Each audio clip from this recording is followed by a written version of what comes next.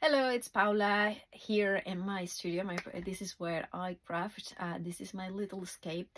This week we have been talking about, well, it is Health Awareness Week, and I think it's very important to share the stories about, our struggles with mental health. So I just wanted to talk about my personal struggles and different ways that I have found to that helps me out a little bit. And crafting definitely is a part of that, that escape, that place where I go to sometimes when I'm really struggling. But I kind of wanted to show as well behind the scenes a bit, in the sense that, maybe if you watch Create and Craft, you may have seen me many years, as a guest or a presenter, and you will see that vision of me, which is like the passionate person that is always about crafts, and I am that person. Crafts makes me happy. It's my refuge. It's always since I was little, since I was, I don't know when I started crafting. Probably 8 or 9 when making candles, and I remember when I was going through a lot of stress in my late teens because of the exams. I discovered embroidery, and I did a lot of cross stitch and making paper and things, all that sort. So it's always been my, one of the ways that I kind of explore my creativity, but also is to release some stress. And just more as a grown up, I suffered from in the past from bouts of depression and severe anxiety, and I don't often talk about them in a public way. My friends obviously and family know about it, but I think it's very important to know that we are not alone when we are struggling, that a lot of people go through the same things, and it's good to talk in if there are different places where you can find people that are equipped to help you with, like charities, and never feel that you cannot reach out, that people won't well listen, because one of the things I also found is that the crafting community can be a perfect place, but there are other communities as there as well for that, and friends and families, or like mentioned, charities to talk about. For me, there have been many things that have worked, and I always talking to people, professionals or friends, has been a great thing. But also sometimes to take time out and come here in my little studio.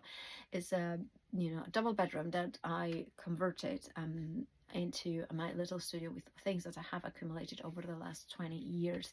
And yes, I have tons of stuff, but I have worked with a lot of companies, so that's why I have got lots of product, and I have been collecting some of the items. And um, one of the things I found it, and you can see behind me, that I try to be, it's an organized chaos.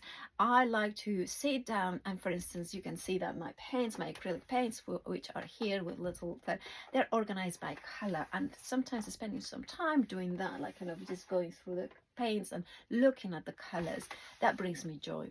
Because sometimes we are crafters, we want to kind of sit down and make a project, and sometimes we just want to go around our studio and organize it and tidy it, whether it's a question of maybe making pretty labels. This is my Miss P samples that I have done through the years with Miss P, and it's just like sometimes just putting the labels, or for instance, like the book plates, and then they kind of put in a nice printout.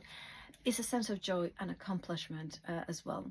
I tend to also do another thing, and I'm going to share as well some tips. Is like, there are some people who want to do like crafting and then tidy at the end of the day. I'm the opposite.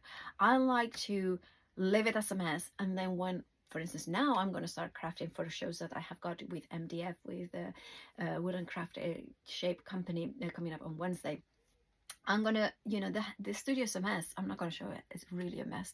But what I'm gonna do later, when I finish this video, is tidy. And that's for me, mental health.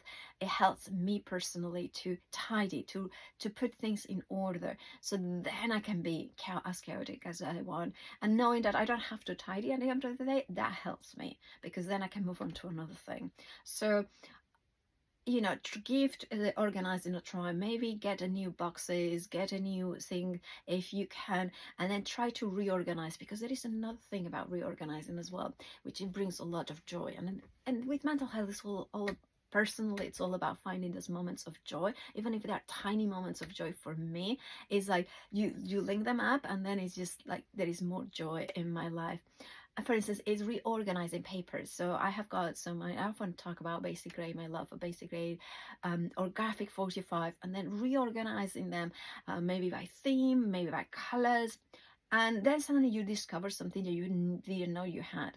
And I find that really powerful, because suddenly maybe it gets the creative juices, or suddenly you're thinking, have got, like, oh, I could do that for this, or things that, oh, now that's not out of fashion, but then it's perfect for mixed media, because then you can cover it up and just leave a little bits of texture. So this is why I think spending time in your crafting area, reorganizing, can be or at least for me personally, it's a good way to disconnect what is going with the world. And for those ones who, like me, suffer every now and again from severe anxiety, I see you. It's hard. It's really hard, as well as depression. Um, I get a little bit emotional about talking about it, but just it is something that we go through it, and it's important to be honest about it and talk about it, because it's okay not to be okay, and it's okay to talk to those people that are experts, professionals, or friends and family, or even if it's a friend on, a crafting community. We all want to make this world a little bit better, and sometimes it starts by, communicating that we need a little bit of help.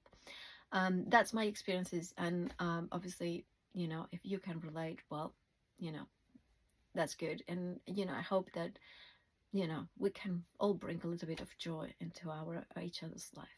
Thank you for listening, and I hope to share more joyous content of how to store things and for craftiness.